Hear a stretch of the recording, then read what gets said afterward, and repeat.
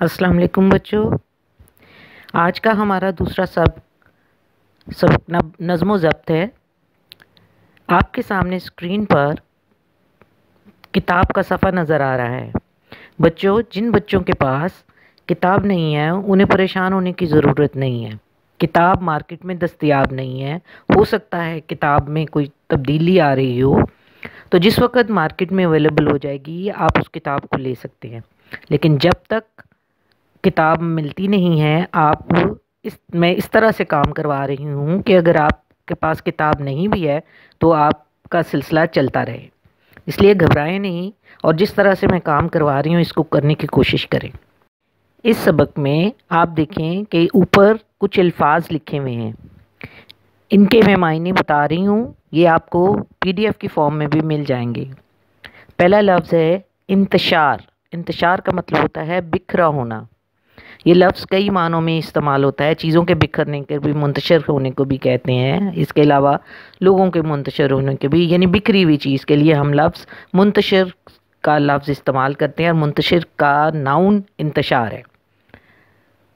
तगय्युर व तबद्दुल, ये लफ्ज़ है तगय्युर व तबद्दुल, इसका मतलब है तब्दीली। हशरातुल अर्ज़, हशरातुल अर्ज़ का मतलब है कीड़े मकोड़े। हुस्न तरतीब, यानी मुरतब की हुई चीज़ जो एक ख़ास तरतीब के साथ रखी जाती है। वक़ार का मतलब है इज़्ज़त। गामज़न चलना, गाम का मतलब होता है कदम, गामज़न चलना। कार फरमाई, कार का मतलब होता है काम और फरमाई का मतलब होता है होना। कार फरमाई काम का होना, अमलदारी और अमल के होने को कहा जाता है। अब मैं इस किताब के पेज की रीडिंग करती हूँ, आप भी उम्मीद है साथ साथ इसको पढ़ेंगे। नज़्म व ज़ब्त दो लफ्ज़ों नज़्म और ज़ब्त का मजमुआ है। ये दोनों अरबी ज़बान के लफ्ज़ हैं। नज़्म के मायने हैं लड़ी में परोना और तरतीब देना, जबकि ज़ब्त के मायने हैं रुकावट। इसका मतलब ये हुआ कि अपने कामों में किसी कायदे और कानून की पाबंदी करने का नाम नज़्म व ज़ब्त है।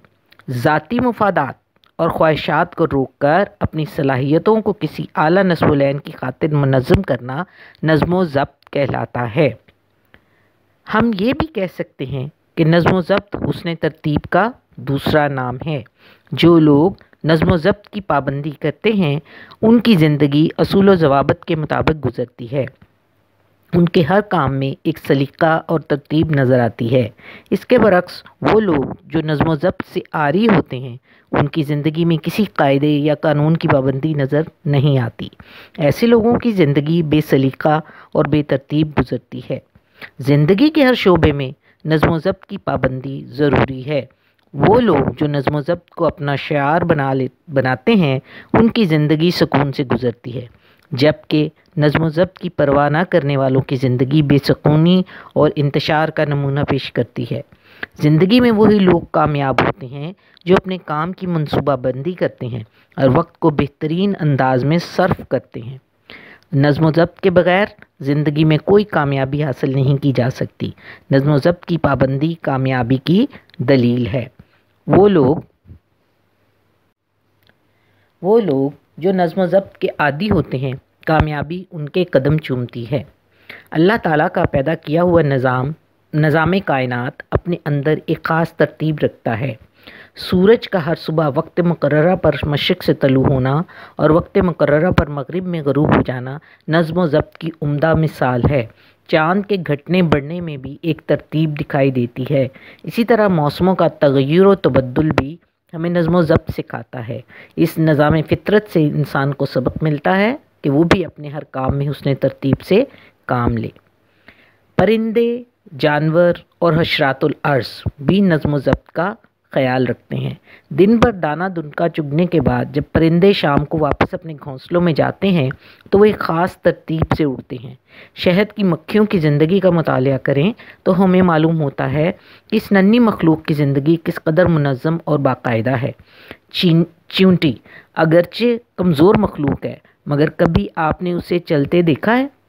क्या मजाल जो कोई कतार की खिलाफ वर्जी करती नज़र आए। ऊँटों को सहरा में चलते देखिए, हर ऊँट सीधी कतार में दिखाई देगा।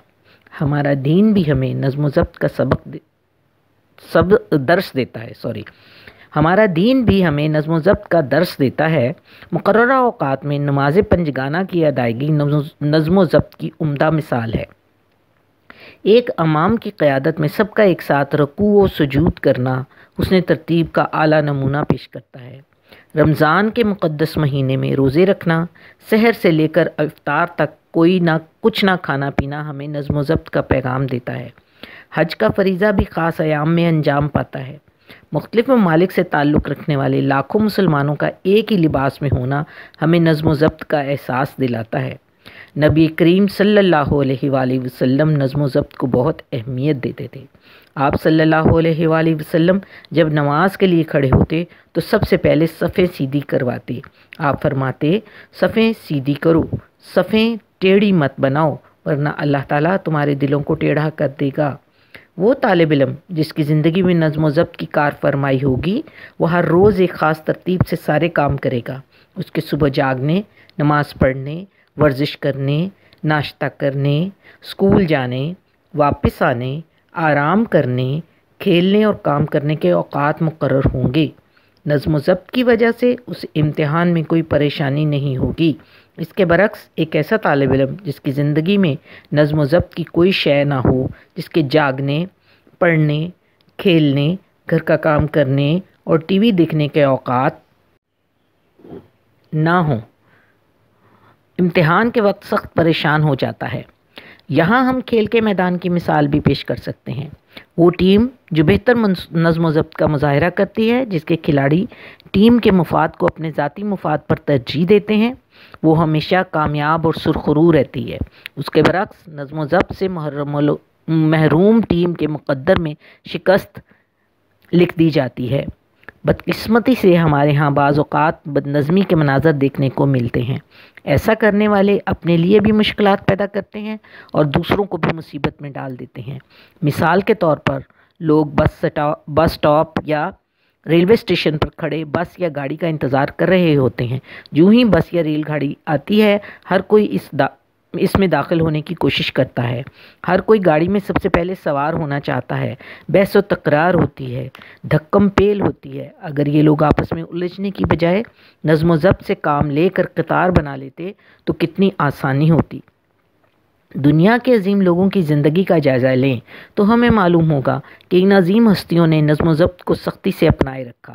نظم و ضبط کی اس پابندی کے باعث انہیں کامیابیاں ملیں۔ ہمارے عظیم قائد محمد علی جناح کی زندگی نظم و ترتیب کی بہترین مثال ہے۔ آپ نے اپنے ایک فرمان میں اتحاد اور ایمان کے ساتھ جس تیسری بات پر زور دیا وہ یہی نظم و ضبط ہے۔ ہمیں قائد اعظم کے اس فرمان پر دل و جان سے عمل کرنا چاہیے۔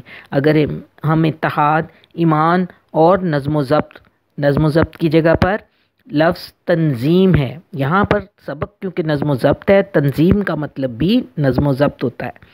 نظم و ضبط کو اپنا رہنما بنا لیں تو آج بھی ہم اپنا کھویا ہوا وقار اور عزت پا سکتے ہیں۔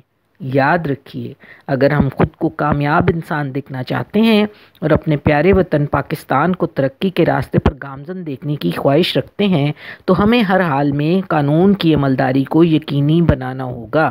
ہمیں قانون کی پاسداری کرنی ہوگی۔ ہمیں زندگی کے ہر مرحلے پر نظم و ضبط کا ثبوت دینا ہوگا۔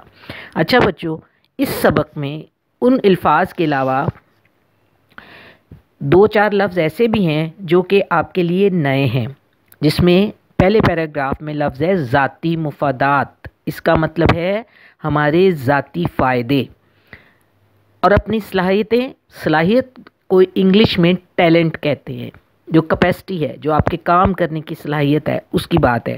اور نصب العین کا مطلب ہوتا ہے ہماری زندگی کا مقصد، جس کے لیے ہم جد و جہد کرتے ہیں۔ اس کے علاوہ اس میں لفظ ہے نیا شعار کا مطلب ہوتا ہے طریقہ۔ اس کے علاوہ میرا نہیں خیال، اگر آپ کو کوئی اور لفظ مشکل لگے تو آپ اس کو انڈر لائن کر کے آپ مجھ سے پوچھ سکتے ہیں۔ اور اس کے علاوہ آپ کو میں PDF میں جو ہے وہ تمام سوالوں کے جوابات تو میں دے رہی ہوں۔ جن کے پاس بک ہے وہ اس کو دیکھیں اور اس کی مشق کے جو باقی سوالات ہیں وہ کتاب پر حل کریں۔